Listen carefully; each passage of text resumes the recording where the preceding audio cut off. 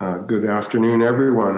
My name is Doug Routley, and I'm the MLA for Nanaimo North Cowichan and the chair of the Special Committee on Reforming the Police Act, an all-party committee of the Legislative Assembly.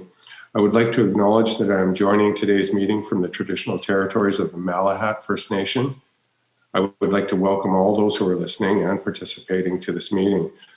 Our committee is undertaking a broad consultation with respect to policing and related systemic issues in BC.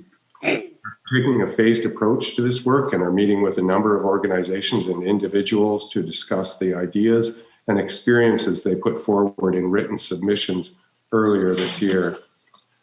We are also hoping to learn more about British Columbians' perspectives on policing, including hearing from those working on the front lines of several fields, including policing, public safety, healthcare, and social services. Interested individuals can fill out a survey to share their views with the committee. Further details are available on our website at www.leg.bc.ca/CMT/RPA. The deadline to complete the survey is 5 p.m. on Friday, September 3rd. In terms of format for today, presenters have been grouped into panels based on theme. For our first panel, each presenter will have 5 minutes to speak. That will be followed by 10 minutes for questions from committee members to the entire panel. We kindly ask that the presenters be respectful of the time limit, and there will be a timer available to assist, which presenters can see when they're in their gallery view. All the audio from our meetings is broadcast live on our website, and a complete transcript also posted. I'll now ask members of the committee to introduce themselves, beginning with my friend, MLA Kirkpatrick. Thank you, Mr. Chair. Hello, everyone, and welcome. I'm Corinne Kirkpatrick, and I am the MLA for West Vancouver Capilano, which is situated on the traditional territories of the Tsleil-Waututh, Squamish, and Musqueam First Nations. Thank you, and MLA and Deputy Chair Davies. Hi, good afternoon, everyone. Thanks for joining us. My name is Dan Davies. I'm the MLA for Peace River North, and I'm coming to you today from the territory of the Dunizah. And MLA Laura. Good afternoon, Grace Lohr. I'm the MLA for Victoria Beacon Hill and also the Parliamentary Secretary for Gender Equity. Really great to have you here today. I'm in my office on the territory of the Lekwungen-speaking peoples of the Esquimalt and Songhees First Nations. Thanks. MLA Glumac. Hi, I'm Rick Glumac, MLA for Port Moody Coquitlam on the traditional territory of the Coast Salish peoples. MLA Halford. Hi, Trevor Halford, MLA for Surrey White Rock on the traditional territories of Semiahmoo. And MLA Olson. Hey, good afternoon, Adam Olson, MLA for Saanich North and the Islands. Very happy to be working in my office today in Sydney in Saanich. MLA Singh. Thank you so much, Chair. Rachna Singh, MLA for Surrey Green Timbers, joining you from the territories of Kwantlen, Coquitlam, Ketsi, and Semiahmoo First Nation. MLA Begg. Thank you, Chair. Hi, everyone. I'm Gary Begg, the MLA for Surrey Guildford. Privileged today to be coming to you from the traditional territories of the Coast Salish peoples, including the Kwantlen, the Semiahmoo, and the Katsi First Nations. And MLA Sandhu. Thank you, Chair. I'm Harvinder Sandhu, MLA for Vernon Monashee, and I'm joining you from the unceded and traditional territory of the Okanagan Indian Nations. Thank you so much for joining us. Thank you, everyone. Assisting our committee today are Karen Riar and Mai Nguyen from the Parliamentary Committee's office and Amanda Heffelfinger from Hansard Services. We thank them very much for their support. And now I'd like to introduce Diana Day. She is the lead matriarch from the Pacific Association of First Nations Women. Take it away there, Diana. Sorry, Doug, Diana's not on the call yet. I'm sorry. Since she's not, we'll ask if Holly Anderson, Program Manager for the Vancouver Aboriginal Child and Family Services Society, will begin. Thank you, Chair. I appreciate the round of introductions, and thank you everyone for taking time to do that. As the Chair highlights, my name is Holly Anderson. I'm a manager in a very busy delegated urban Aboriginal agency of VACFAS.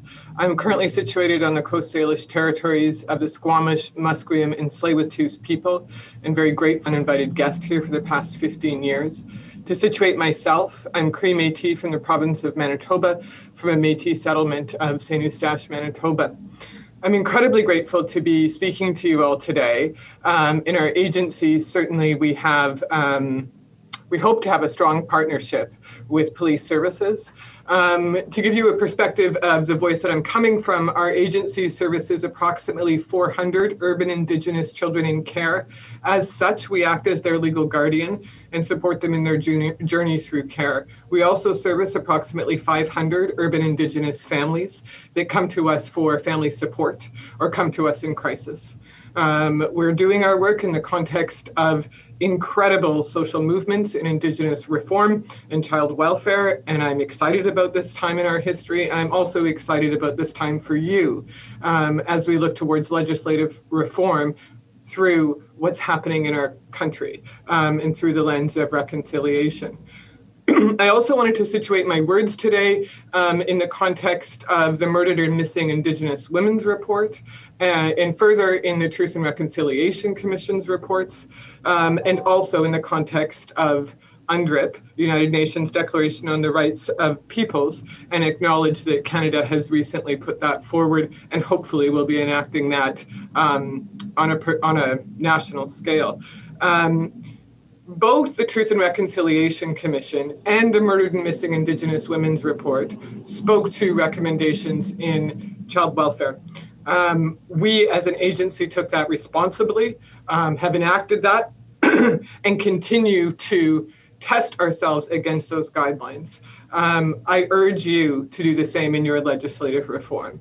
Those provide cultural safety for our people. They provide a pathway forward toward reconciliation. They acknowledge the incredibly troubled and traumatic history that we face in Canada, and they provide guidance and wisdom from Indigenous ways of knowing. As an Indigenous person, I could tell you my thoughts, but I also subscribe to those. Also noted, I want to say that VACFAS supports submissions that have been made on behalf of our colleagues. And certainly I'm looking forward to hearing from Jenna Forbes shortly, and I can see Diana Day has joined us now, and look forward to hearing from them. And we also support their strong messages as matriarchs in the community as well, and are grateful for our partnerships with them. I'm going to sort of focus on three main points for our submissions and things that we've talked about as a management team. I also want to highlight that I've talked about these comments with our Youth Advisory Committee, which consists of urban Indigenous youth, either in our care, formerly of our care, and we do see them as our community and certainly in their lived history. The three areas that I wish to focus on are trauma-informed practice, systemic racism, and community engagement. Again, I'm not naive to think that you haven't heard these messages before, but only want to add my voice to the messages you have received in those three areas. For us, a trauma-informed practice is essential to frontline workers and to every level of a justice system that has power over our people. We must understand collectively our history from the voices of our Indigenous peoples, and we must address that in every interaction. There's GLADU principles that have been adopted in different levels of legislation and other legislations. I implore you to look towards GLADU principles, to highlight the Murdered and Missing Indigenous Women's definition of trauma-informed practice. And I implore you to have that protected in every level of legislation. Again, the Murdered and Missing Indigenous Women's Report urges you to, the Truth and Reconciliation Commission's report urges you to, and certainly even UNDRIP speaks to the importance of understanding a colonial history. And then secondly, my second point, and I know I only have 30 seconds, is in systemic racism.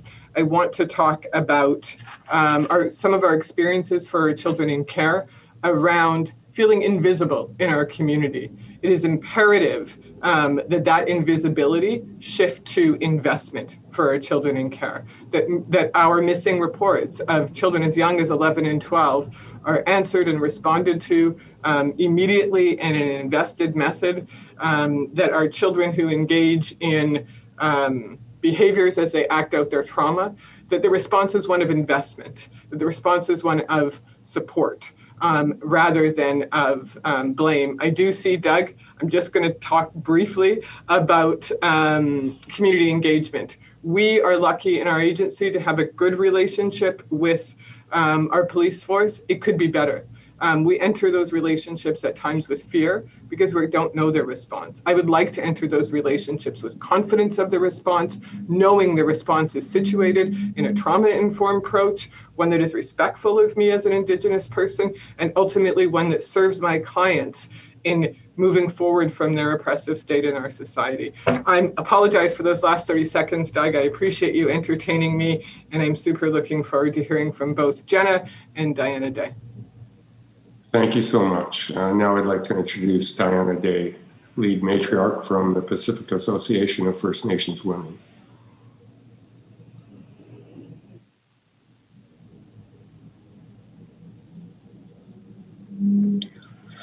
Good afternoon, everyone. Thank you so much for this opportunity. My name is Diana Day. I'm from the Oneida Nation, which is part of the Six Nations Iroquois Confederacy.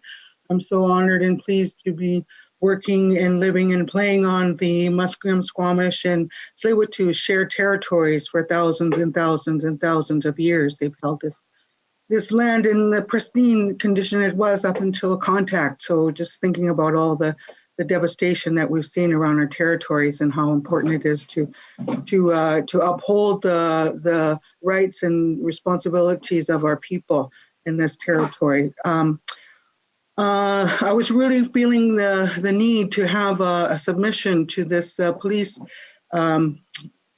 reform. It's so important that we do provide input for First Nations as our people have been impacted by colonization and by this the tragic treatment that we've been receiving from the police since contact, as we all know about all the terrible things that have happened to our people since contact, and how the police was put in to ensure that our people are oppressed. And so, we're finding that moving forward, 2021, 2022, that this doesn't work for our people.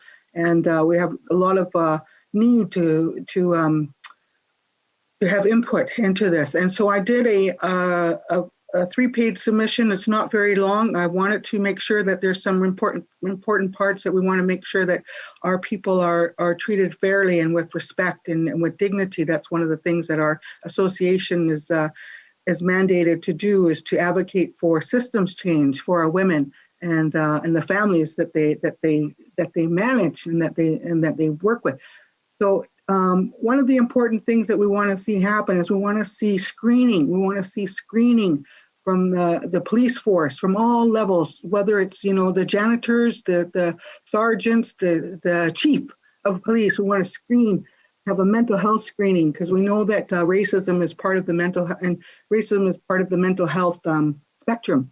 And thinking about people who are racist and how they have a different mindset, and how we need to acknowledge that it's a reality that we face in 2021, that we have these individuals with these racist mindsets in our systems, in all of our systems.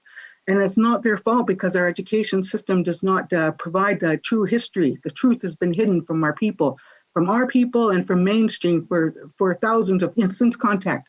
So we really have to change the system. So the first thing we want to see happen is we want to see screening. We've done enough training. We've trained enough. We spent so much money on training for these officers, and we know that we can't train somebody who's ingrained mindset. So we want to see screening. We want to see screening, mental health screening of all officers and all staff, all board members need to screen these people, and we need to remove them from the force if they're not, if they're anti-Indigenous, anti-Black. We have to stop this racism and discrimination from happening to our people. because we have the brunt of it. Going along with that, I was quite surprised to learn that we don't have enough staff, Indigenous staff within the force. So we need to change that as well too. We need to ensure that we have Indigenous staff throughout the police force, throughout every police force, whether, all the way up, down and up. We need to have Indigenous staff. I was quite shocked that with the Vancouver Police Department, we have minimal, not even 1% of our police force, not 10% is not even Indigenous. We have one Indigenous liaison position, and she's not an Indigenous person. This needs to change. It's 2021. We need to ensure that we have Indigenous officers, investigators, and the investigation team. There are none. And so it's no wonder that we don't have the priority, that our complaints are not being prioritized, because there's no one there who's looking out for us. So we need to change that. We need to make sure that we have staff who are Indigenous, who are connected to community as well too, because we can't just put somebody in there with a title and who might have status but has no connection to community. No connection. So we have to have people that have connection to community employed within the police force that can make some positive change. And we don't see that happening. It's certainly not happening in Vancouver. I'm sure it's not happening in the rest of the regions as well too. So really want to make that strong call that if we're not going to see any kind of change if we don't have our people in there making the changes. It's not going to happen. So, my submission was just 3 pages long. Those are the really important components. So I really want to stress that if we want to see any changes, we're going to have to do those things. We're going to have to screen out those people who are racist, and we're going to have to employ our own people in there at all levels. So enough with the training, and we need body cameras as well too for those officers that are working with our people. They say they don't have money, a fund for that, but they can sell some of their toys. They got ATV, all-terrain vehicles here, running around the beaches. We need to have body cameras so that our people can be safe and protected. So those are some of the things that we'd like to see happen. And I'm so thankful that we have an opportunity to share this information with you. We also wanted to support the submissions made by the Feminist Deliver, and also by UBCIC, and also by the BC Civil Liberties. So all those agencies are really important partners with us, and we want to make sure that all of those submissions are supported and are heard. So thank you for listening. Nyongo. Thank you. Our final presenter in this panel is Jenna Forbes, Executive Director of the Vancouver Aboriginal Transformative Justice Services Society. Go ahead, Jenna. Simgigat, Lakagigat, Adagabawoksik, Tanis, Gabakus, Luababum, Simguat, Kilaga Diwayu, Timshian, Giksan, Haida, Toyik Satnun, Musqueam, Squamish, and Tsleil-Waututh, and Toyik Sum, Holly, and Diana. Good afternoon. My traditional name is Kilaga. My English name is Jenna. I come to you with roots in the Giksan, Tsimshian, and Haida territories, but I am blessed to work, live, and play and raise my son on the beautiful Musqueam, Squamish, and Tsleil-Waututh territory. I have gratitude for my sisters that are alongside me today, Holly and Diana. We come from an urban community whose voice is often lost. And we want you to know that we do collaborate and we do share voices, and we do have strength as the urban community here in Vancouver. I'm here today in my role as the Executive Director of Vancouver Aboriginal Transformative Justice. It's a long name and doesn't have a good acronym, but the work we do is very powerful.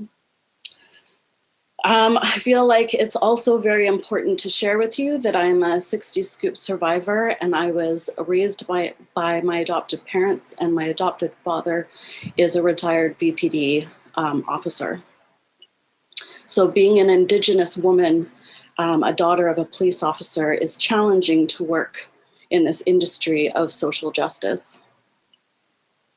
I found it very difficult to prepare for today. 5 minutes is a short amount of time to convey the gravity of the work that the community feels so dire about.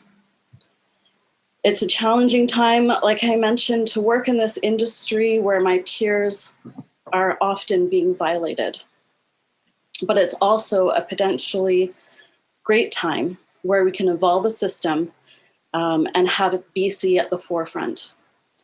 BC has been the first to incorporate UNDRIP and create DRIPA. And I can share with you that I was there that day. I was there the day in Government House with my cousin, Jessica Wood, and it was an emotional day, tears and tissues at the acknowledgement of humanity of Indigenous people. And I was 41, I was 88. Since the creation of DRIPA, I've been asked for feedback so many times over the various roles in community that I have. And every time it has my mind confused. It sounds so simple, how policy needs to humanize Indigenous people. It's 2021, how is this a question? And then I move to deep concern because it tells me how deeply barbaric Canadian policy has become. So back to the point, today is my plea to add to the hundreds and probably thousands of pleas that have come before me, alongside with the pleas represented by VACFAS and Pacific Association. We need humanity to be present in policing. We, meaning Indigenous people, all officers and all British Columbians. The Police Act has been about enforcement. And in order to be an enforcer or an officer, one must put their humanity away and convince themselves that it's for the greater good. I see these moments all the time, and I saw it in my father. Those moments where the officers have to suck it up and put their humanity in their back pockets. And for many of them, they don't pull the humanity back out. This loss in humanity to become the enforcer has turned officers into bullies, abusers, and some even murderers. How else can you explain the officer that takes a selfie with a deceased community member on a public beach? How else do you explain the officer that uses lethal force and kills a young woman in cold blood for a wellness check? How else do you explain the officer that confines a young man in his car to serve an invalid warrant and ends in death of this young man? You cannot have your humanity if you're doing these heinous things. Too many of our officers have lost their humanity to serve these policies that just don't make sense anymore. At the end of the day, again, it's about our plea. I want to light your fires. I want to ignite your brilliant minds. I want you to feel the vibrations of community to bring change. Not just a word here and a word there, not just adding or eliminating a phrase here or there, but big, bold, beautiful change that helps us evolve, get unstuck, and grow. We need this. People are dying. Not just community members, but officers are as well. We've been stuck for a long time. This arm of policy has great potential of defining what community can look like, and I hope you feel our energy encouraging you.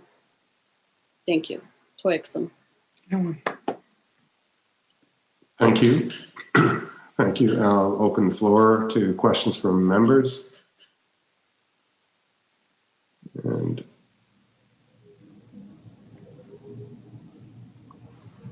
I'll raise the electronic hand. There we go. Adam, go ahead. Yeah, thank you so much. And really, I think a beautiful way to end that, Jenna. I really appreciate the way that you summed that up. That's really bold, beautiful change. Nicely put. And I think it's important because there's no ability for the public to see what's in the chat. I just want to give voice to Diana Day's comment in here about the complaints process, and perhaps give you an opportunity, Diana, to provide maybe some words to what you've written in the chat here, because you didn't have a chance during your presentation. Anything that you'd like to say with respect to that specifically? Yes, thank you. My submission wasn't long, but and I put many things in there, and I wasn't sure. I hope that you all had a chance to read it, and now I'm thinking maybe you didn't. But anyhow, so I did put in there about the complaints process that it is flawed. It's flawed the way that it is now. It's not working. It's not working for our people. It's not working. And we need to have another process or a different process in place. And just thinking about how difficult it is for our women to make the decision to go through with the complaint, and once they do, that they're not supported. It's unfortunate because we need to be funding Indigenous women's organizations to be able to do some of this work that needs to be done. And so, we're doing some of this work off the sides of our desk right now. So it's really important that we have really good support for our women through the complaints process. We held a focus group last year. We got about 10 women coming forward who had made complaints, and the situation wasn't good for them. They got targeted even more so after their complaints were made. At the end of the day, it seemed that the officers weren't charged, or if they were, they got a slap on the wrist.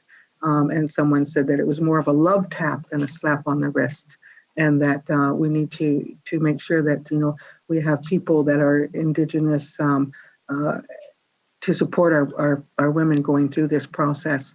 So that's really, really important that a lot of the services that we have now, those offices, those complaints offices, they don't have any Indigenous staff in there as well too, and there a lot of the people are retired officers that are working in those complaint organizations. So it's it just goes against our people. It's very difficult. The other thing is about putting officers on administrative leave, unpaid administrative leave, when they're charged with a complaint. That we have to change the narrative, and we have to make sure that our people are feeling safe and respected and protected.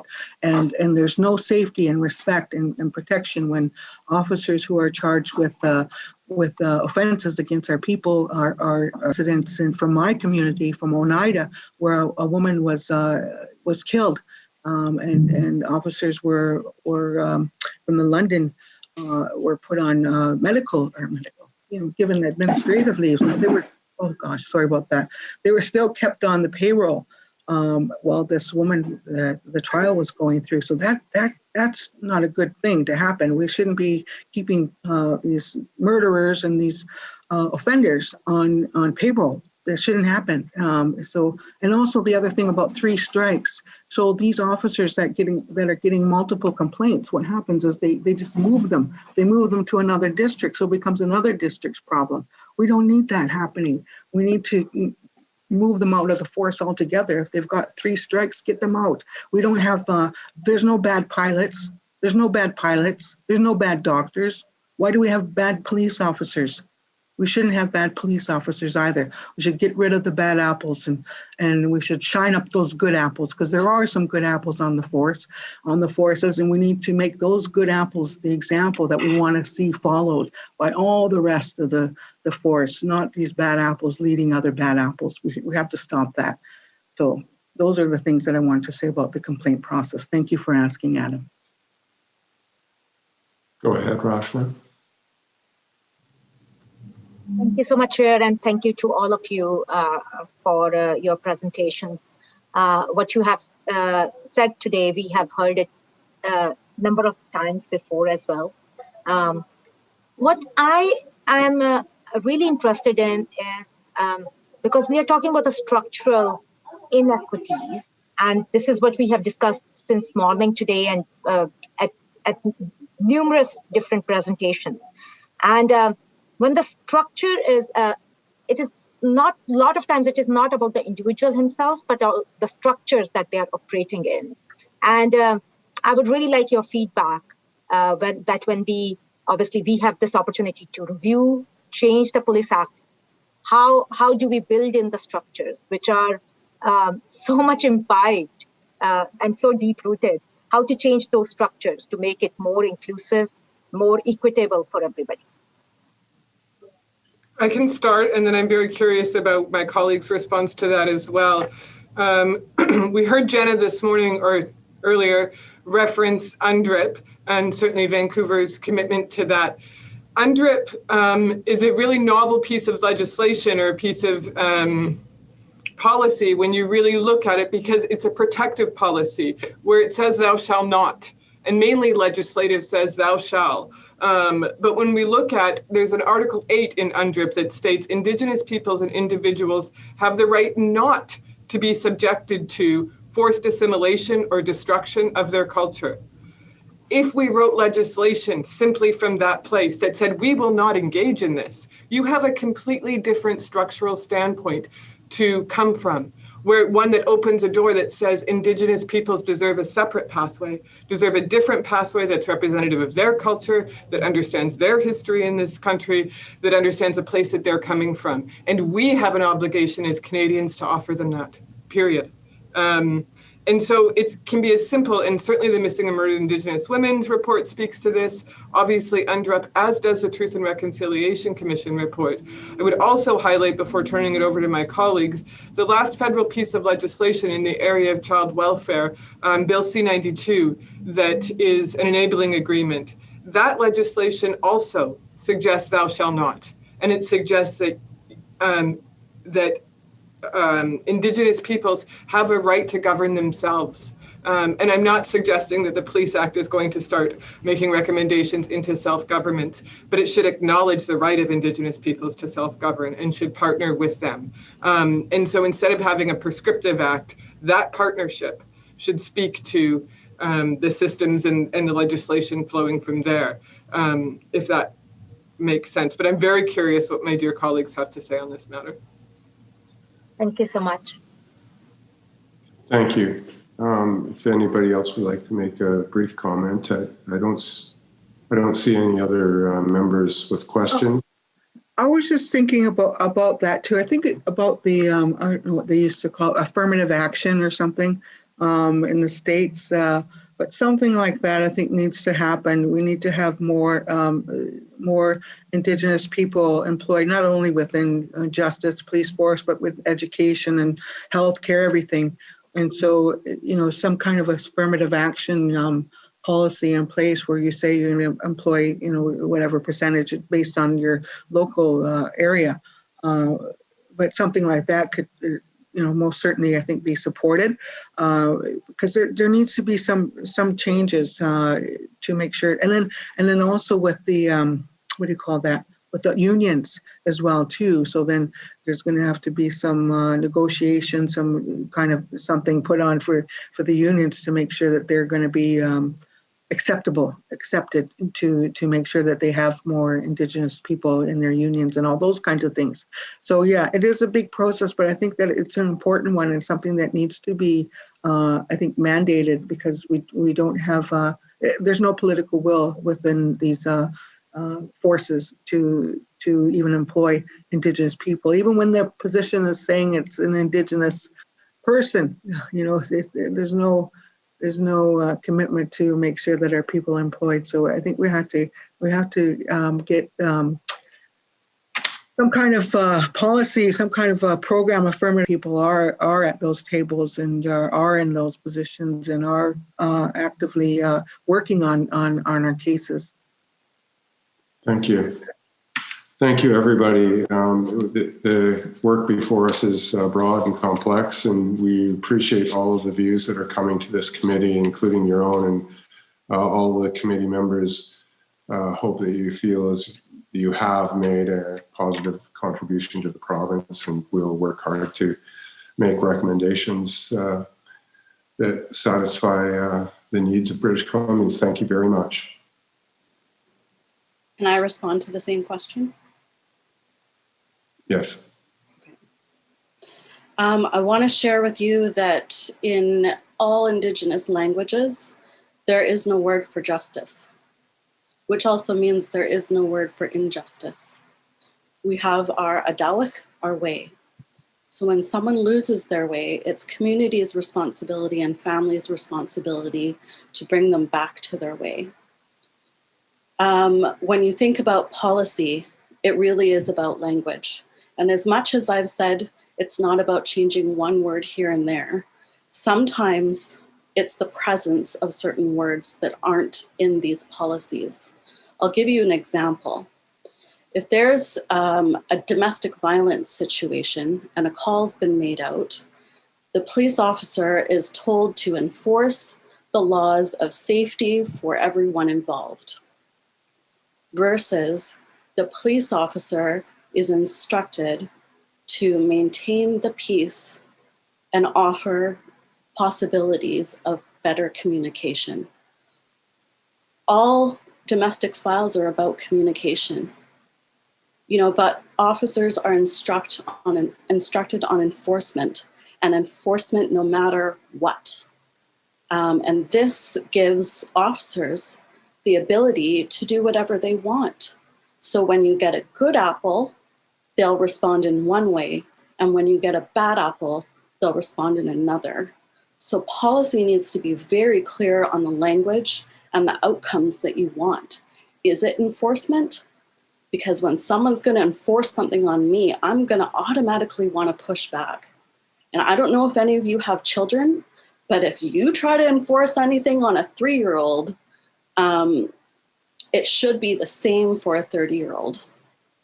So more peaceful language in policy so that when officers are reading this, that they feel the peaceful outcomes that can come out of this.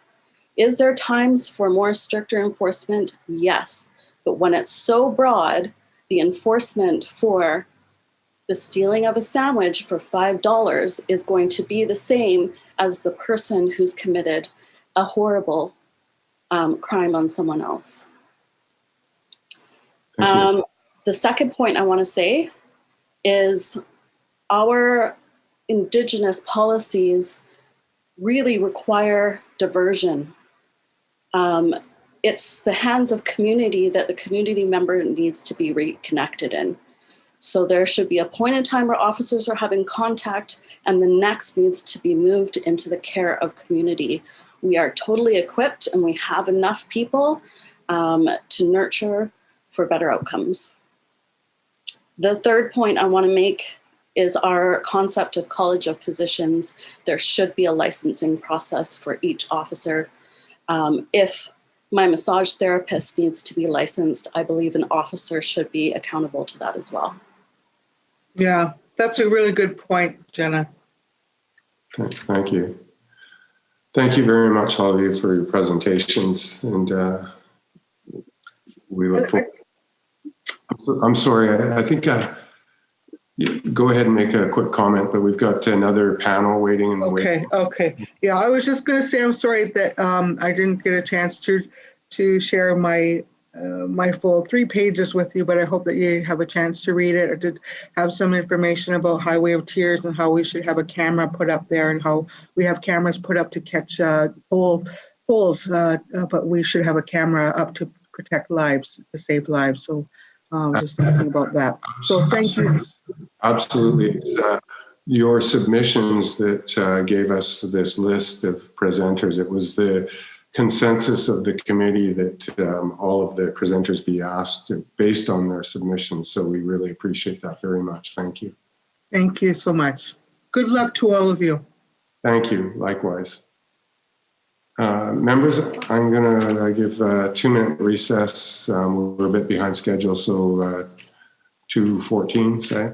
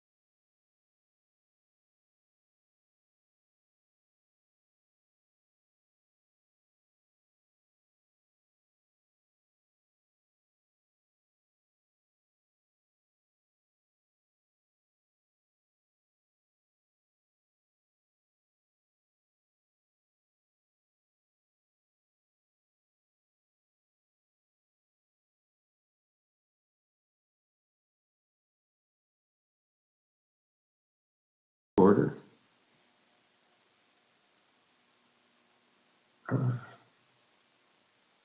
And I see now. Welcome back to this meeting of the Special Committee on Reforming the Police Act. Our next panel is with us, and I'd just like to remind the panel that each presenter will have 5 minutes to speak, followed by about 25 minutes for questions and discussion with the entire panel. There is a timer available to assist presenters, and you can see that when you're in gallery view. First, I'd like to welcome, joining us by phone, Mohinder Grewal, co-chair of the Community Advisors of the Provincial Committee on Diversity and Policing, for their presentation. Go ahead, Mohinder. Thank you, and good afternoon, Chair and Committee. Before I begin, I would like to acknowledge with respect the Coast Salish peoples on whose unceded traditional territory I present today, and whose historical relationship with the land continues to this day. It is my pleasure to be invited to the Special Committee to speak to the Community Advisors Mission of April 26, 2021. The Provincial Committee on Diversity and Policing was first created in 1986. The committee's membership consists of members from various public safety and policing agencies, along with a maximum of 10 community advisors. The committee is co-chaired by the Assistant Deputy Minister and Director of Police Services from the Ministry of Public Safety and Solicitor General, along with the community advisor. There are 6 current community advisors who are all first-generation immigrants from the East Asian, South Asian, Middle Eastern, Caribbean, and Jewish communities. We collectively belong to various major religions and have 5 different mother tongues. To sum it up, we are all very diverse and are unanimous in bringing forward the recommendations outlined in our submission, which is only on behalf of the community advisors and not the whole committee. The committee's mandate includes providing guidance and expertise to promote ongoing cooperation, mutual respect, and understanding between the police and the diverse communities they serve, and advising the minister on policing policy issues of related concern. Here's a short snapshot of the major recommendations that we included in our submission. Our submission outlines 11 recommendations that speak to the need to overhaul the recruitment, selection, promotion, and retention process for police officers. Specifically, there's a need to recruit diverse candidates, focus on eliminating those with biases, and the need for recruitment data to be publicly posted. Minimizing the hiring of ex-police officers ensures progress in achieving diversity is not hampered.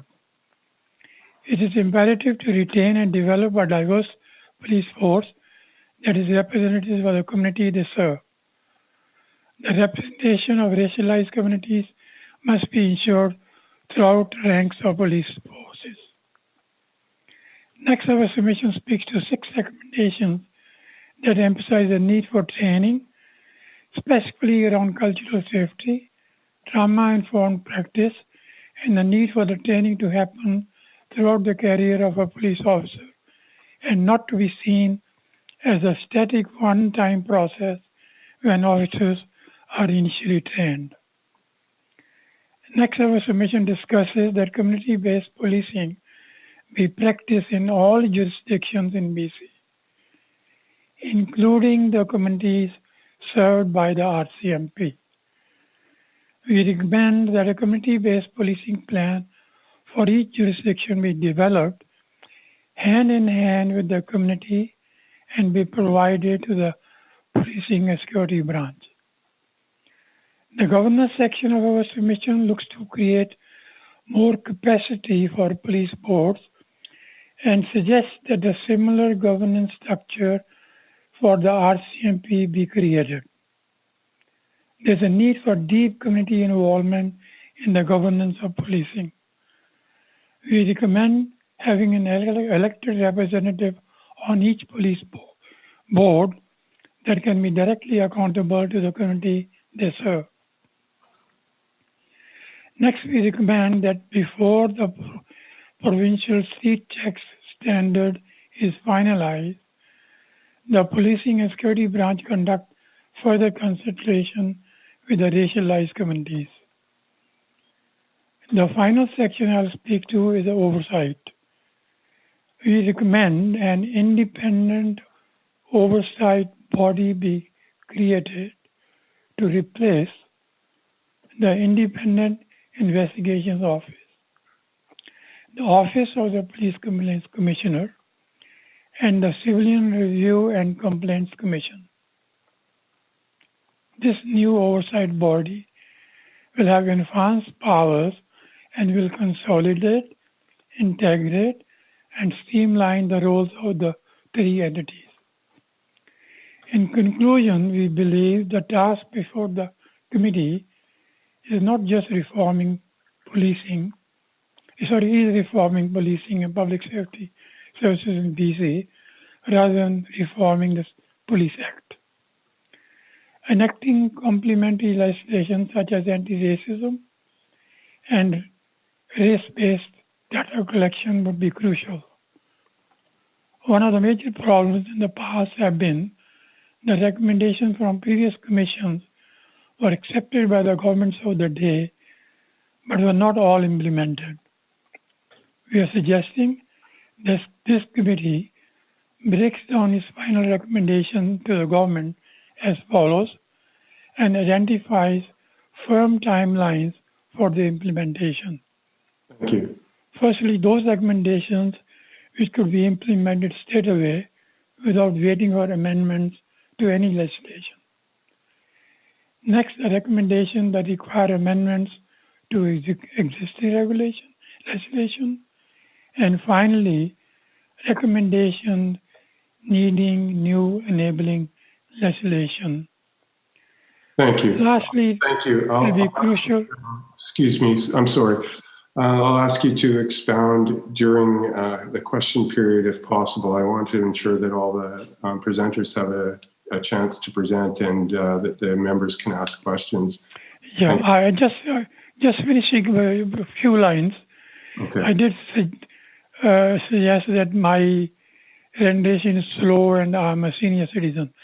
Lastly, it will be crucial to allot sufficient funds and a cross-government diverse staff team that brings expertise beyond just policing and ensuring the province is upholding the principles within the BC Declaration on Indigenous Peoples Act.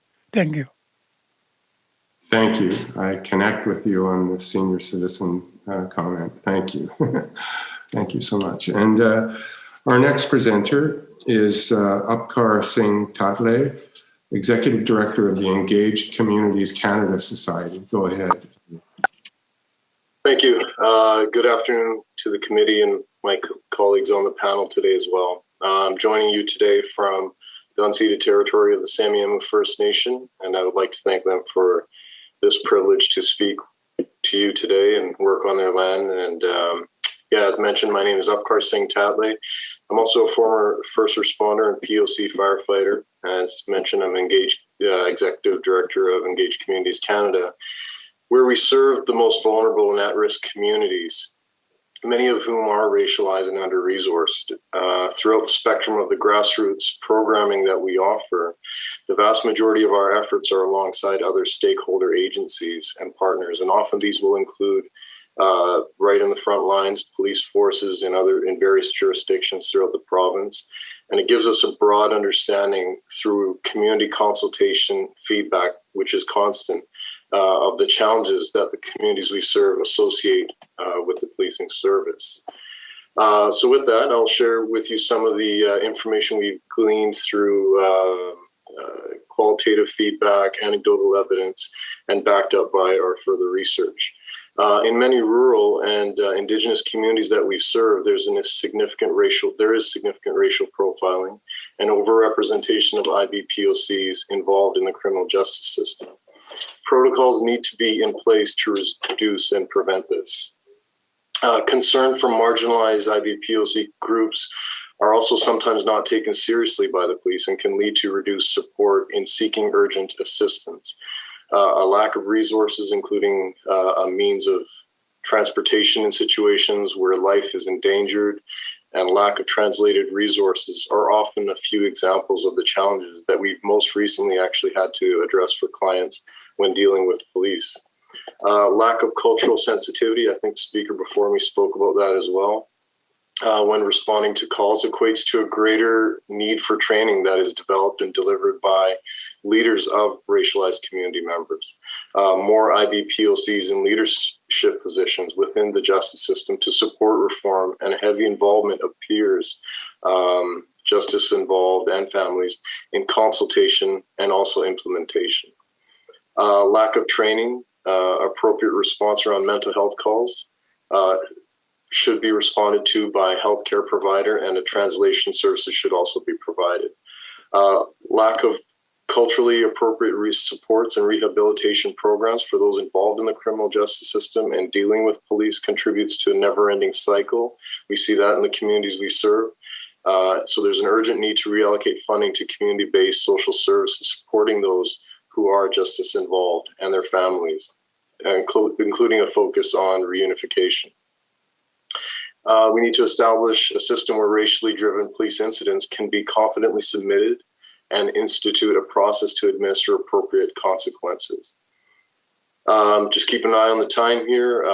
Everything I've shared, these inputs are shared through direct experience in working with policing bodies and witnessing the interactions with the most at-risk and vulnerable members of our community.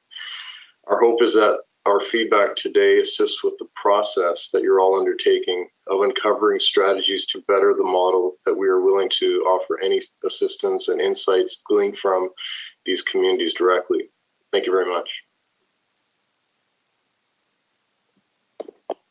Thank you very much. I appreciate that. Our next presenter is Dr. Ismail Traore, and I hope I'm pronouncing your name correctly. Traore. Sorry? It's Traore, but it's okay. All right. Well, thank you for the invitation, members of the committee. My name is Dr. Ismail Traore.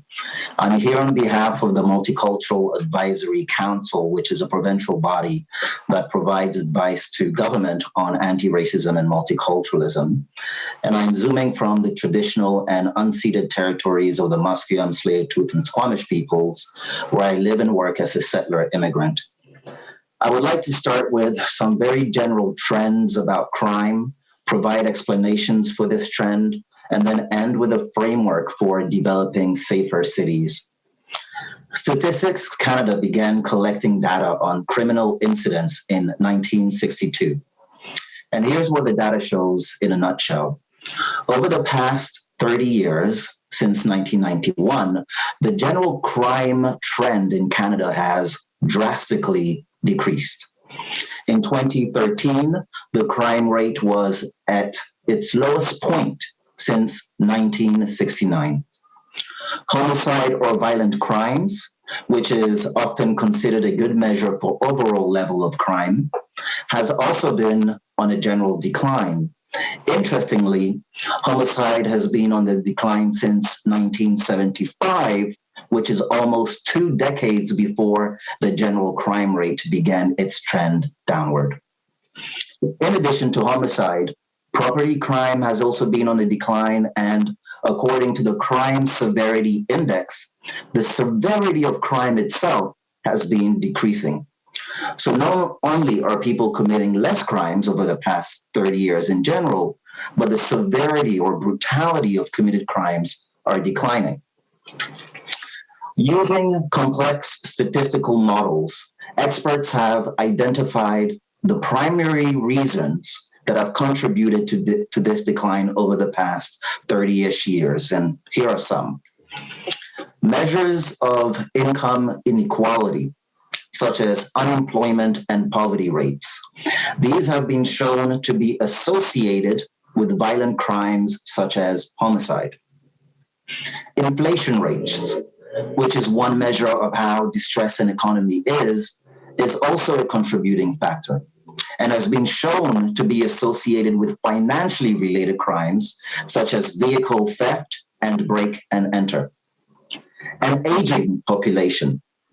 Why? Because persons aged 15 to 24 account for 30 to 40% of property crimes and violent crime.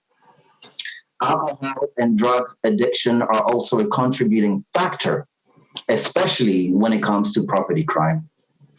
Another factor is changing social attitudes and values, not only towards services and institutions, but also changing gender norms and also values relating to child abuse and spousal assault. Educational achievement plays another role, as it helps young people focus on developing skills for the career that they would like to have. Research has found as well that women's participation in the labor force and their economic independence has contributed to a sharp decline in spousal homicides over the past 30-ish years.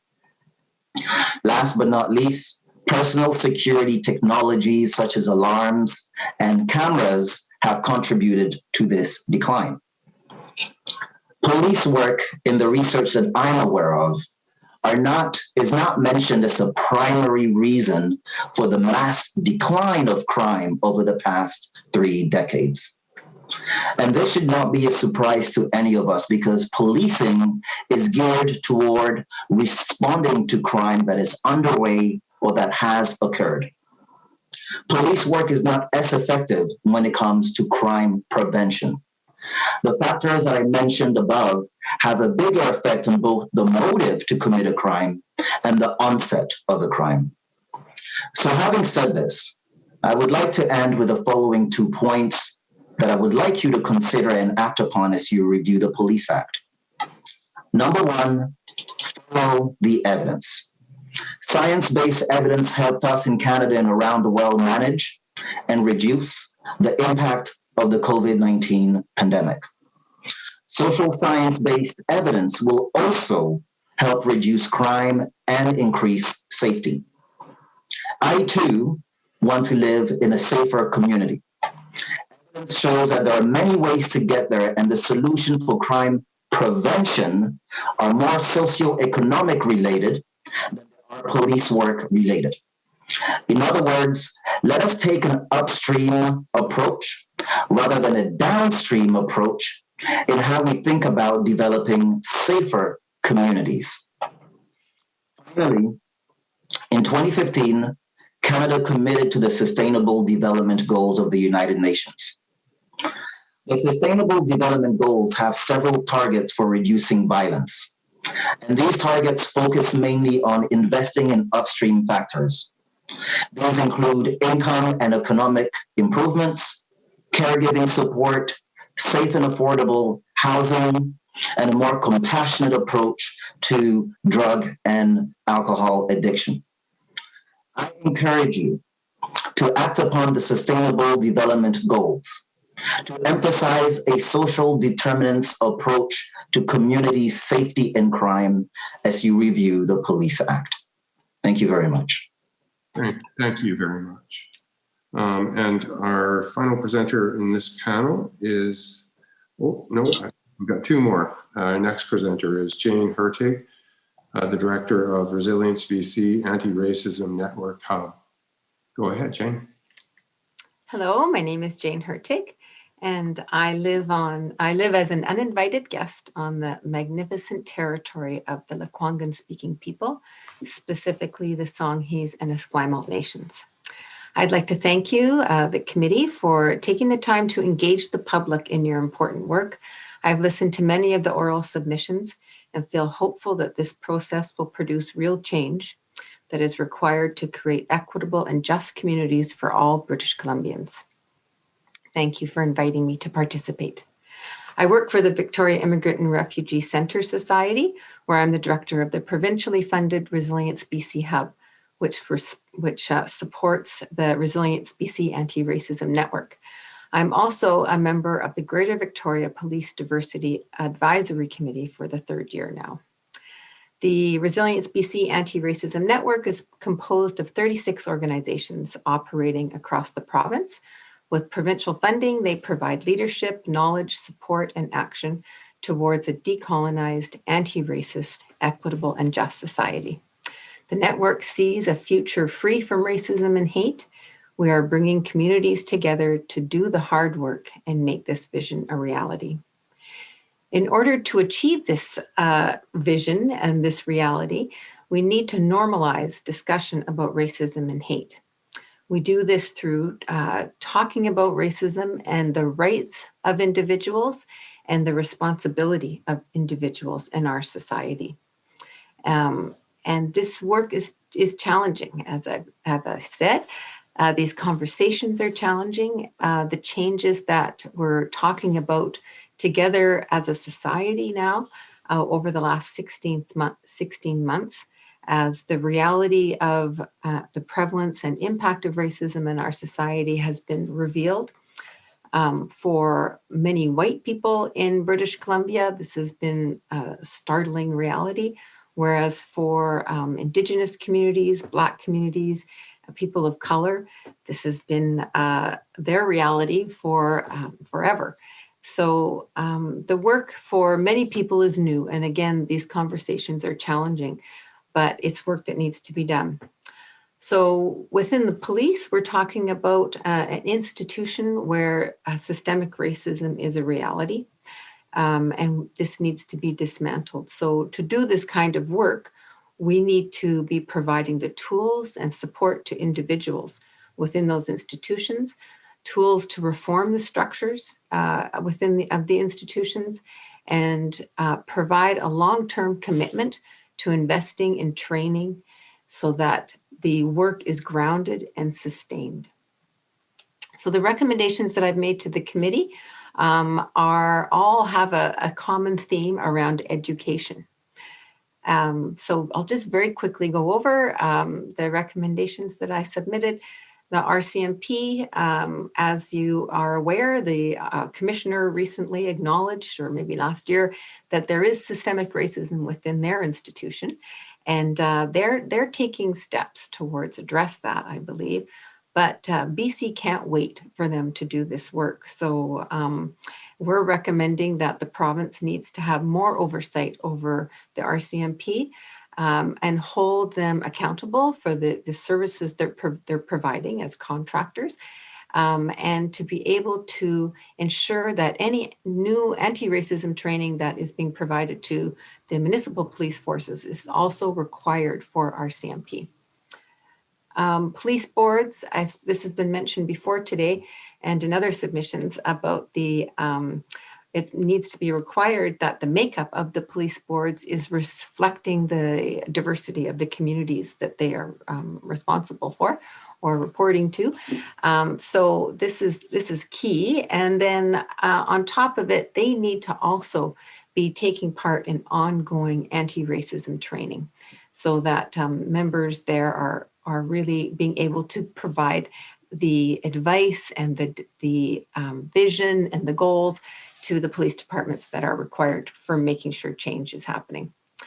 Police services, this is where I saw within the Act is a responsibility for training.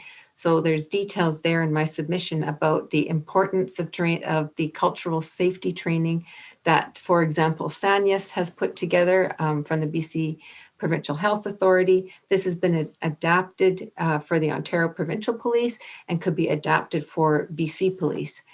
Key here is that the trainings need to be ongoing for all of the officers and staff throughout their careers. It's not a one-time go for a weekend and you're finished with it. Finally, or I guess the next one is around the police commissioner.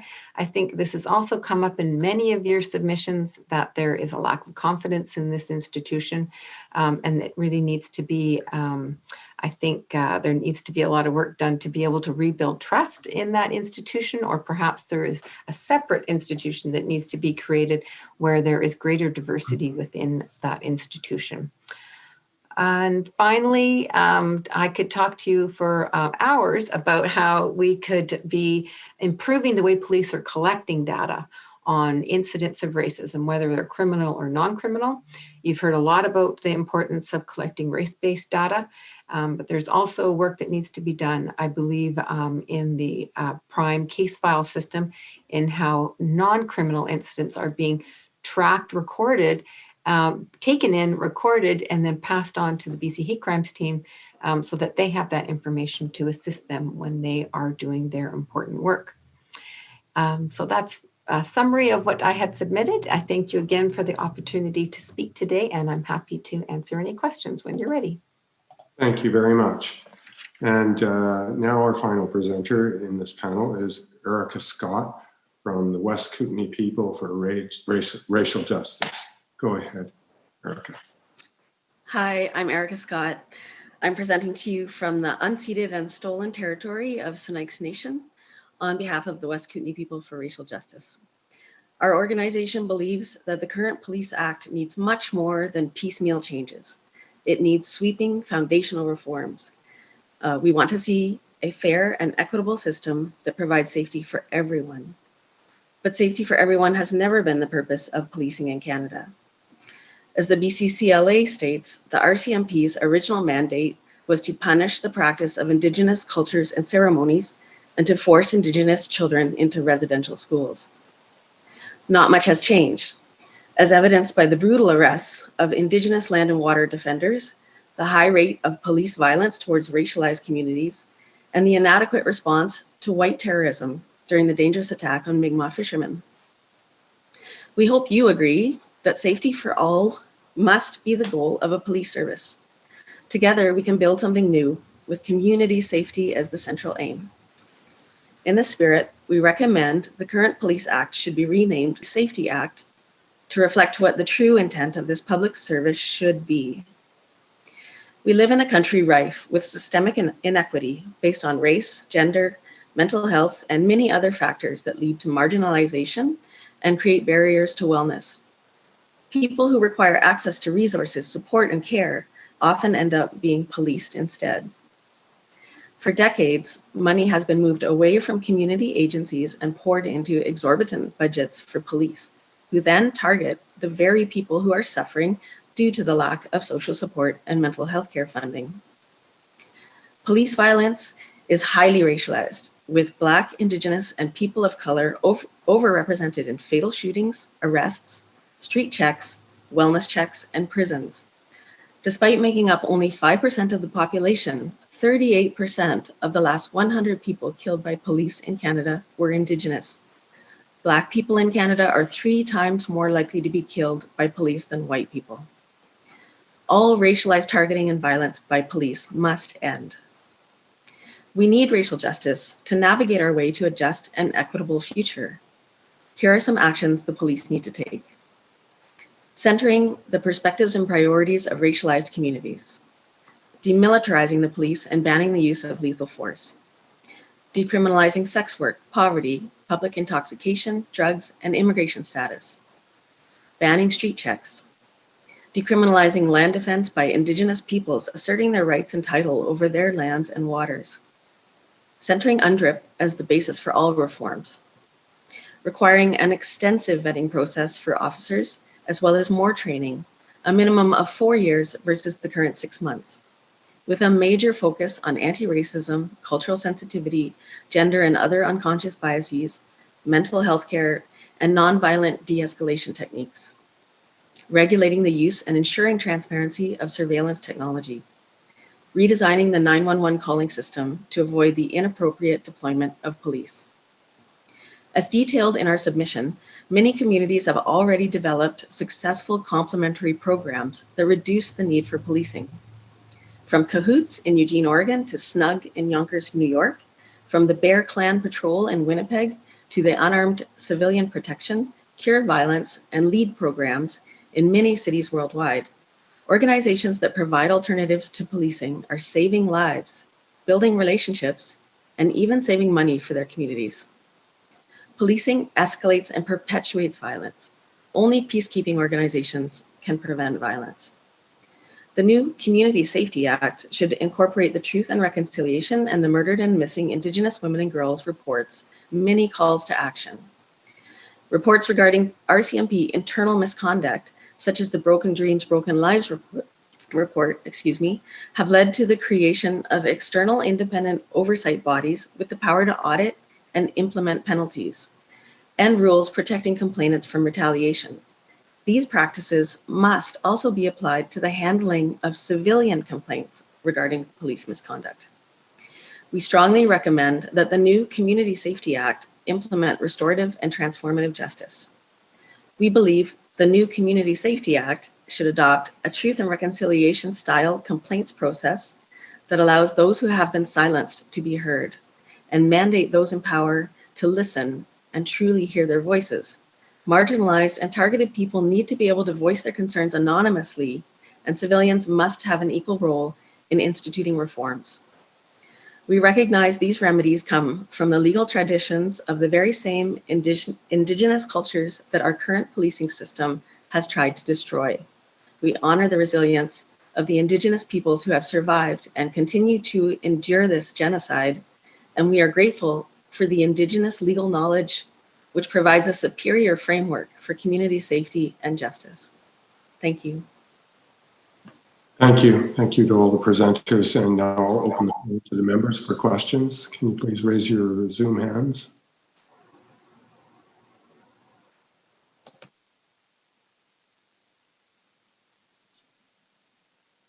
I see Rashna.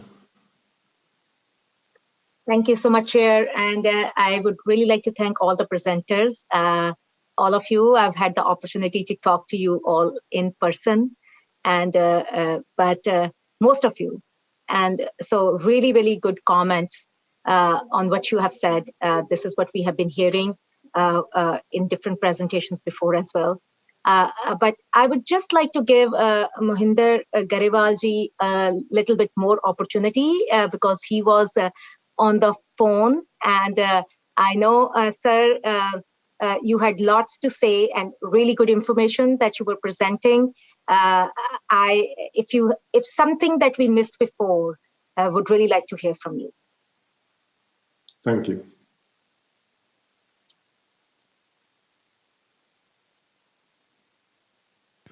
Good. Can you hear me? We can hear you. Okay. Well, as you know, thank you for your comments. As you know, I have a much longer report, a submission. If you like to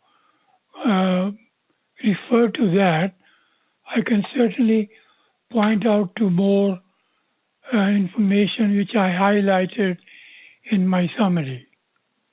Wonderful. We have your report, and we'll definitely go through that. Just one question I had on the diversity and the committee that you sit on, especially with the systemic racism, because the big focus of our committee is on systemic racism. I would really like to know, what are you noticing? You talked about a lot of good things, like how your board is comprised of different diverse people, different backgrounds, different languages being spoken, but the challenges that the communities are facing, especially the Indigenous, Black, and people of color communities. What do you think? Like, what recommendations? Like, what is the one major recommendation that would come out of your organization? Well, major recommendation is coming up with the Anti-Racism Act, and also to look at the incidents of racism that happen in the police forces. And I'm just looking at it. Okay, it is on page 2 of my, page 3 rather, sorry, page 3 of my submission, and I am saying that data should be collected for all aspects of policing, from recruitment to interaction with racialized and vulnerable communities. And this data collection should be informed with a longitudinal lens, and key performance indicators must be identified so the data can serve the intended purposes of supporting policy development. So collecting data on racism is one of our priority that we have suggested. Thank you so much. And I see Ismail, you cannot see it, but Ismail and all others are nodding, and they are on the same page as you are. Yeah, and this was a recommendation that came from the Commissioner BC High Human Rights Commission, and we fully support that. That is our very top overarching recommendation. But you see, our second one is what has happened. Most of our presentation submission was based on looking at just a Wally Opal's report on GAP in 1994, I think. It was a very, very exhaustive report, and it was accepted by the government of the day, but it was not implemented. So we went through that in great detail, and all the submissions that we have got, the recommendations we have come up with, is that those recommendations are not implemented, particularly in the case of the police boards. The police boards, we are suggesting actually one rep on each police board should be elected. Same timing as the elections for the civic elections every 4 years. This one person will go and sit on the police board as a representative directly responsible for the people who elected this person. And we are recommending, some of our recommendations, if you look at, the very wide ranging. We are recommending RCMP to come under the complete jurisdiction of the BC government. They should do exactly what we are requiring the provincial municipal police forces to do.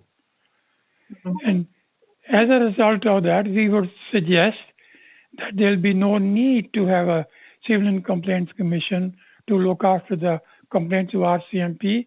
There will be one complaints process which will be applied to all the police forces which are policing the BC, whether municipal or RCMP. Thank you so much. I really appreciate that. Thank you. Okay, thank you.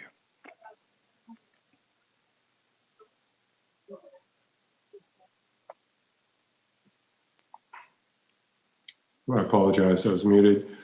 Thank you, members, and thank you, presenters. I don't see any other questions or anything else. Okay, thank you very much for your contribution. The work in front of us is broad and complex, and all the views of British Columbians are welcome and valued, and we appreciate your contribution. We hope you'll feel as though you've made a positive contribution to our committee and the work of the province. Thank you very much.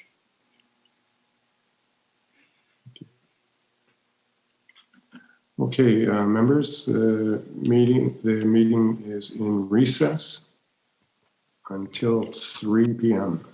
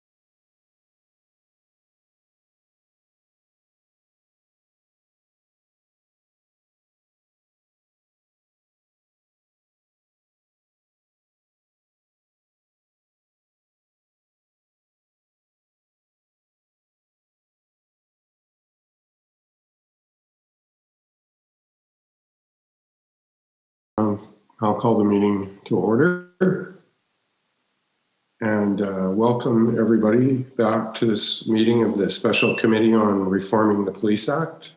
I'd now like to welcome our final presenter of today's meeting, Louise Gordon. Louise, please go. Oh, we're just Sorry, Doug, Louise's audio is not quite connected yet.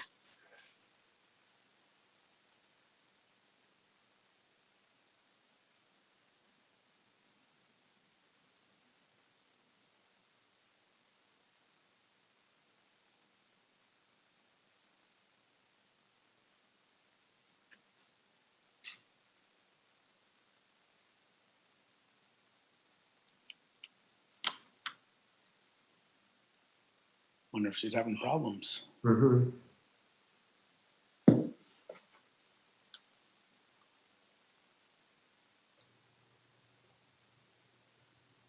We've been pretty lucky so far with the technology.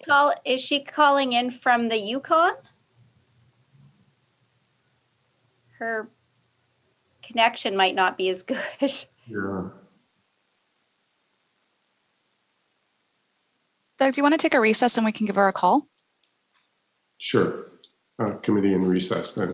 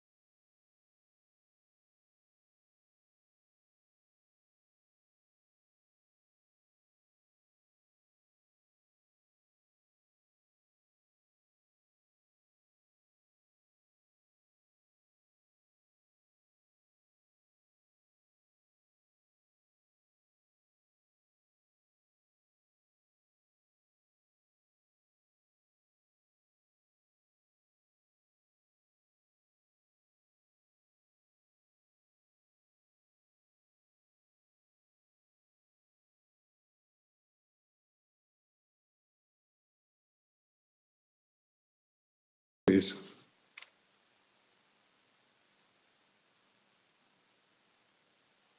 Thank you, and welcome back to this meeting of the Special Committee on Reforming the Police Act. I'd now like to welcome our final presenter of the day, Louise Gordon. Go ahead, Louise. Hi, so I'm new at this, so you're going to have to tell me what to do.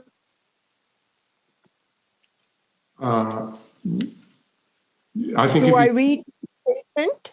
I think if you just go ahead and read or let us know what you think, and then if you take about 5 minutes, there's a timer on the screen, and after your time presenting, the members, I'm sure, will have questions for you.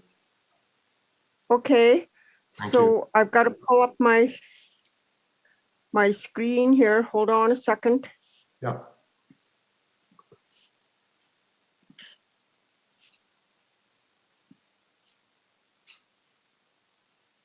Okay, do I have to read it? That would be fine. It's up to you. Okay. So I've got it here.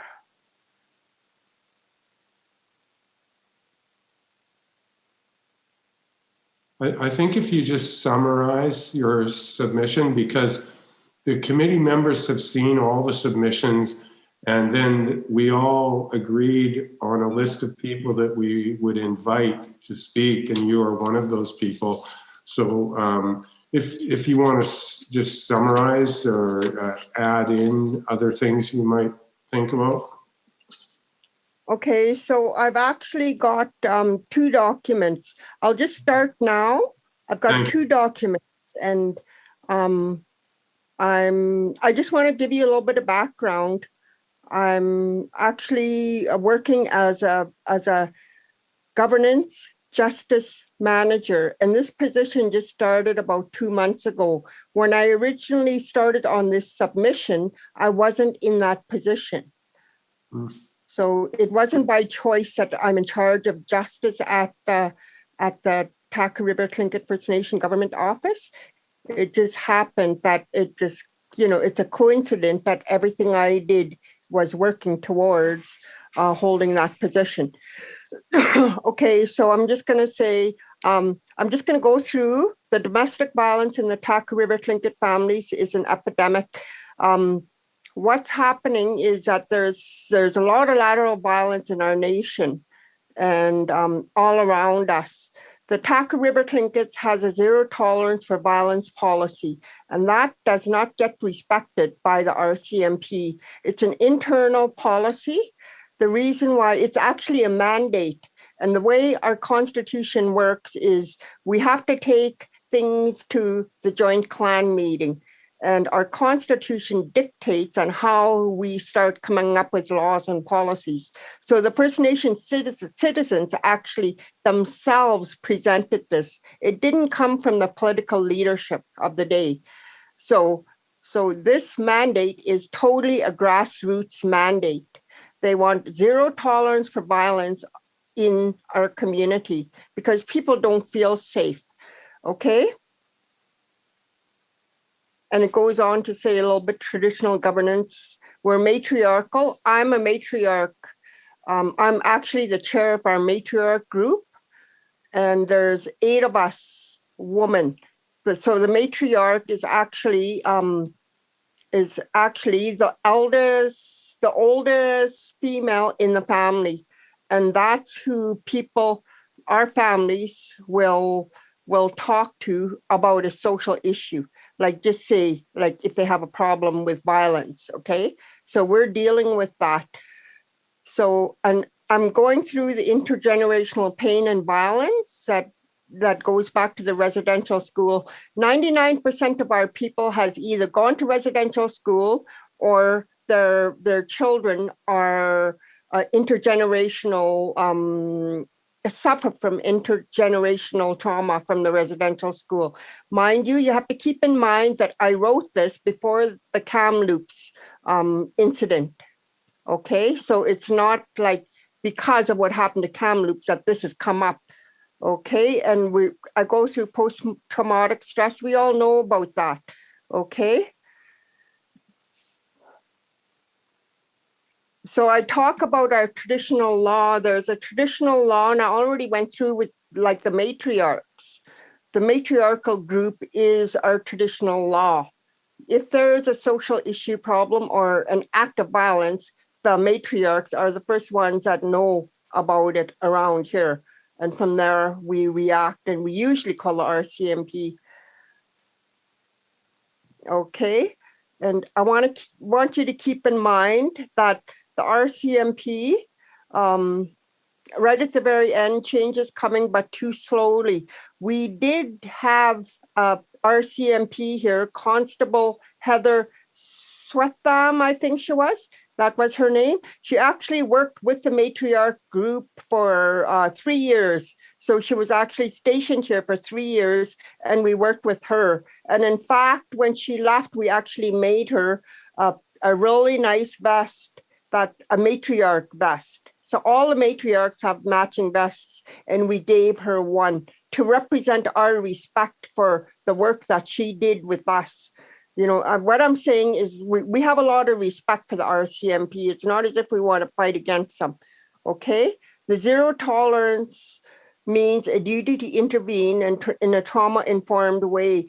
The way the RCMP comes in is like, we have to abide by the law, and that's all they care about, okay? All they care about, the RCMP now, well, not so much now, it's changed after Heather was stationed here, but before that, people just wanted like our citizens to just follow the law, and that's it, okay?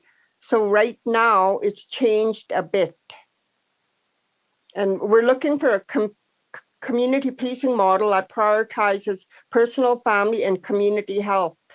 Because of the residential school, the health of the community on a scale of 1 to 10 is probably about number 3.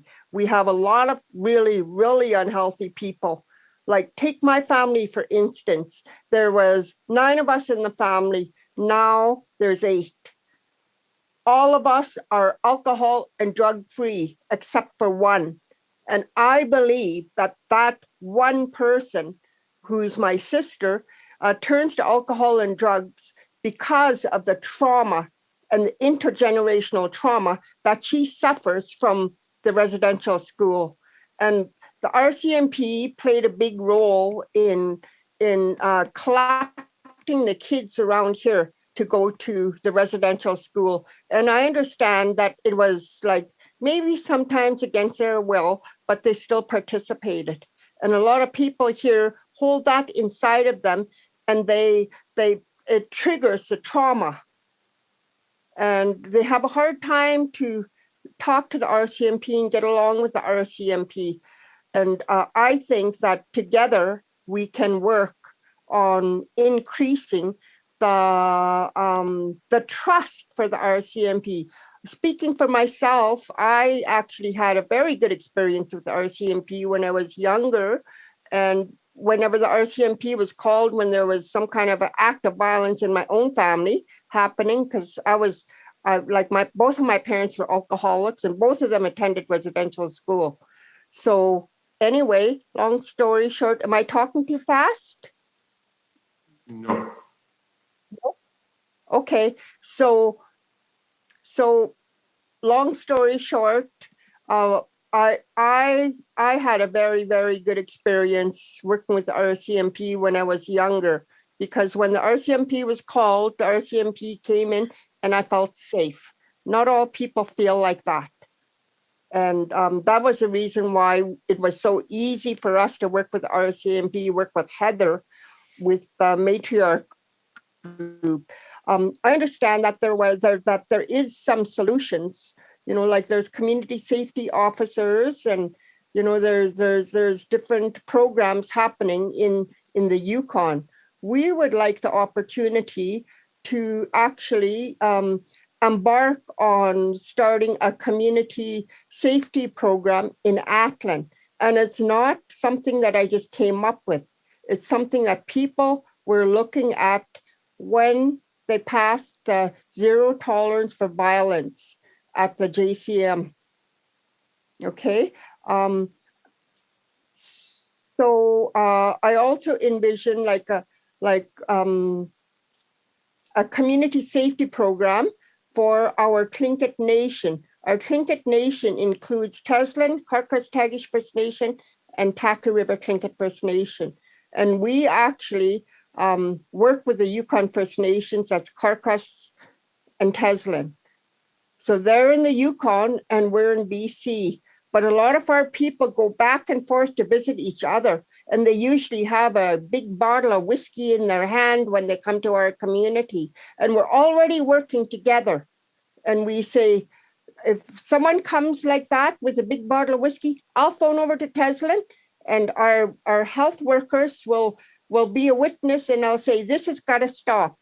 They have a meeting, a political meeting. They bring the person in and they say, no more of this. That's not going to happen anymore. And it immediately stops. So we're actually already working together to curb the violence in our communities. And our citizens are safe. We already have a community safety program. It's like this actually putting it into action.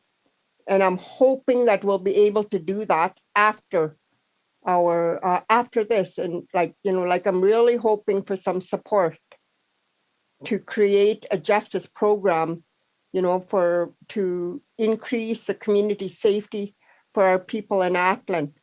We're already working together, and I really want to thank Heather for everything that she's done with us. She's actually, gained the trust of the matriarchs, and that's really good. One of the things, if you don't mind me, to keep talking, one of the things that happened is there was an act of violence happening, and the matriarchs, we just happened to be at an elder's home playing cards, and a young lady came in, and she had scratches all over her neck because she was being choked by some abuser that came into the community, and he happened to be the nephew of one of the matriarchs. And never before was there ever a statement that was signed by 5 different women.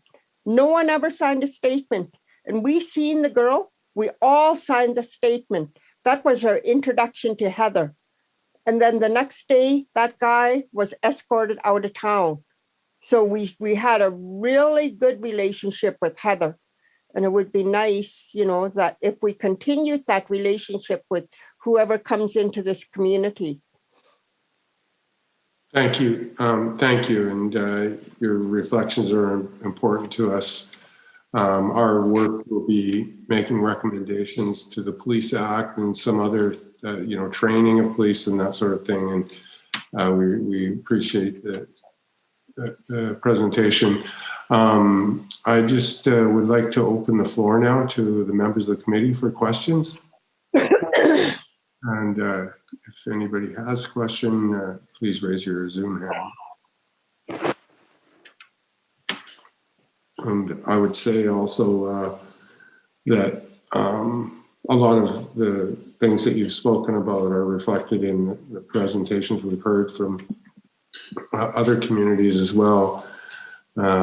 And so, there's a really valuable information for this committee. We have a big task in front of us to make recommendations to make things better, outcomes better for people. We aren't able to recommend program approvals and that sort of thing, but we're trying to make recommendations to the Police Act that will answer some of the issues that you brought forward around, for instance, relationships with the police and that sort of thing. So your experience and your insight into your community is of high value to our community, and we all thank you very much for presenting.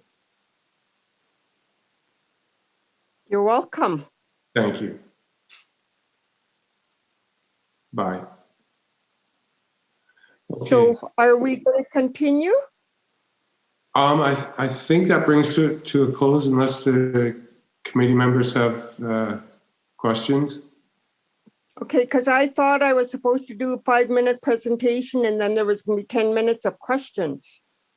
Because I'm not finished yet if I have another few minutes. What time is it? We can stay with it for a few minutes if you have more to offer, for sure. Go ahead. Okay, so I already said G'nak Cheesh to Heather. I'm just going to summarize everything. I already went over the residential school. I'm a residential school survivor. Mm-hmm. And I'm really interested in healing and reconciliation. And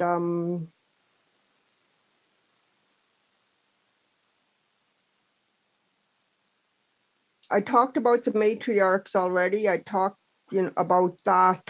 But what I would really like to look at is to look at the at how we could actually set up a community safety program a policing model that prioritizes personal and community health and wellness and recognizes and respects the root causes of this epidemic of violence in the community, including using traditional TRTFN laws and basis for restorative Indigenous justice and healing. And what I mean by that is a matriarch group. We need more support in our matriarch group because right now we're all meeting and everything, and it's all volunteer. Everything we do is volunteer. We decided that we were going to do, to try to curb the violence, we were going to start building a greenhouse. So all that was done by volunteer. We had people working sometimes till midnight, and it's still being done by volunteer. We don't have enough money to even pay people. And that could, right now, it's not really that much of a problem, but if we keep asking people to just work for free, it's going to become a big problem.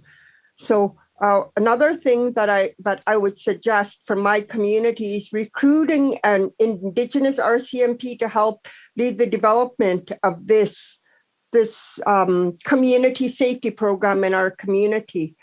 And that would mean recruiting someone that understands root causes like the residential school traumas and takes them seriously to make positive, lasting changes. Not just a change for 3 years while the RCMP is here, but long lasting. And we need a special constable in here that could stay here for 10 years and do some relationship building, which is what Heather actually did when she was here. She built relationships that I've never seen created between the RCMP and our community ever. And I have so much respect for her. And I just want to say another thing. With Indigenous RCMP, I have the backing of our current leadership, of our chief and council, but we're called the clan directors. So I've got a clan directive right now that speaks to this, and I'm just getting ready to send it into the RCMP to make a request to recruit an Indigenous RCMP into Ackland. Carcross Tagish First Nation did that before, and it's unreal of the work that they've done in restorative justice. And we want to do the same thing here. So another action that I would like to see is developing and operating a community mental health services. Louise, I see MLA Adam Olson has a question. Okay. I'm going to put myself on video so you could see me. Oh, hello. Hi. I think that favors you, not us. But go ahead, Adam. Hi, Louise. Thank you so much for your presentation. I come from the Saitnich Nation here in just outside of Victoria. And one of the things that I've heard my community leaders talk about so much is the ability to retain officers that have been working with the community in order to be able to nurture that relationship. And I just wanted to acknowledge the importance of what you've just said and the consistency with which we've heard it, and that the relationship in policing, the relationship in community security, and those people earning the confidence and the trust of your community is really important. And I think you've articulated it very, very beautifully for us here today, what we've heard by so many elders and so many leaders that have come in and spoken to us. Thanks, Adam. And sorry, favors us, not you, but I really echo Adam's words and really appreciate that. We've heard similar concerns around the length of relationships from other people with our officers assigned and then moving on. And clearly, to build a relationship, it takes time.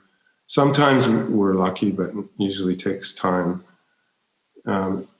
Anyone else, committee members?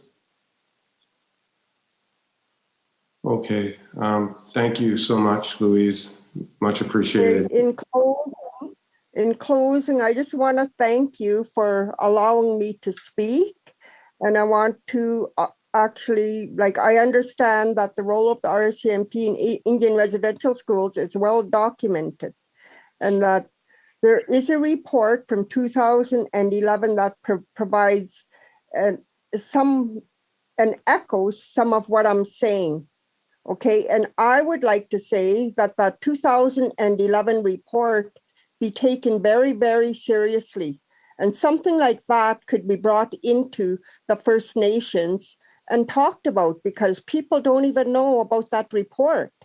You know, they're still looking at the RCMP, thinking that the RCMP just did this, you know, and so I'm sure some of them did it against their will.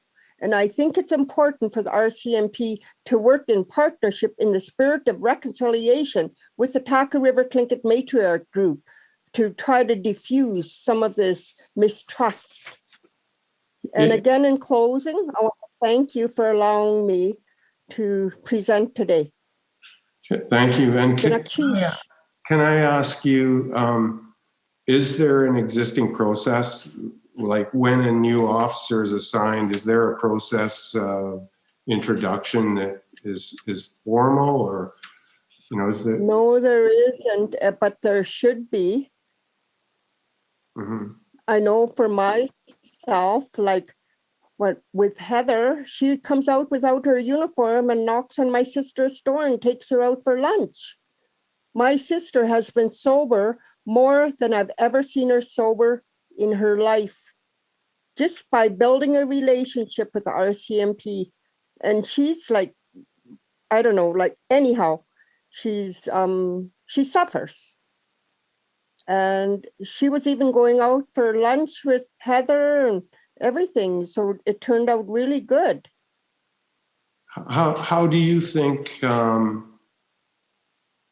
things could change in order to help those relationships begin?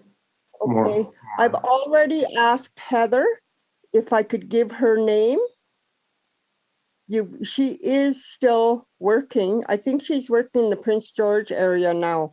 She was actually transferred from Athlone, and she was a corporal. So if you could hunt her down, she could give you some really good insights into how we could work together, because her and I work so closely together, it's unreal. Like, we even went to her house and had meetings at her house. And she came out to the nation and had meetings, you know, in our office. And she come to my house and we talk about gardening. She was helping me garden, and she was helping us to initiate the gardening project. She actually helped to write the matriarch proposal. We were working for free, and then we submitted a proposal for funding, and that was we only got $10,000 for 1 year. So, and that was just to meet, to talk about a process. We've got everything all sketched out about how the matriarchs are going to work together with the RCMP. We've got an organization structure. We've got terms of reference. We've got everything. You know, we just need a process that we could agree to and move forward and working in the spirit of reconciliation. Look at the, you know, the Truth and Reconciliation action document. Thanks a lot. And I've got, okay, thank you very much. Once I start talking, I can't stop, so you better not let me go again. It helps us a lot, and you know, we have this huge task in front of us. So we all are hopeful that the recommendations that we make will be helpful to government to do what it can to you know, make things better, and the way you are in your community. We appreciate your contribution. We hope that you feel as though you've really added to our province, and as you clearly have. Thank you very much. Well, okay, and that's really good, and I really appreciate this. Thank you so much. Bye. Bye. Okay, members, that ends the presentation portion, and I'd ask for a motion to move the meeting in camera for deliberation. From Emily Kirkpatrick, seconded by Gary. All in favor and opposed? Motion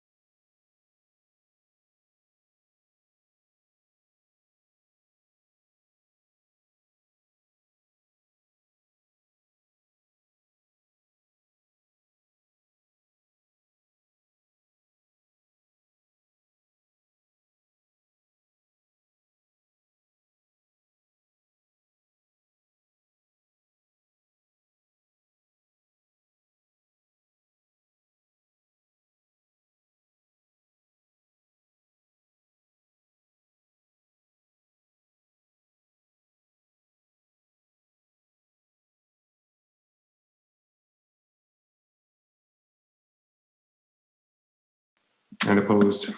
Motion carried. Thank you very much. Thank you very much, members. I'd ask for a motion to adjourn the meeting. From Dan, thank you, and seconded by Adam. Thank you. All in favor? And opposed? The motion, the meeting is adjourned.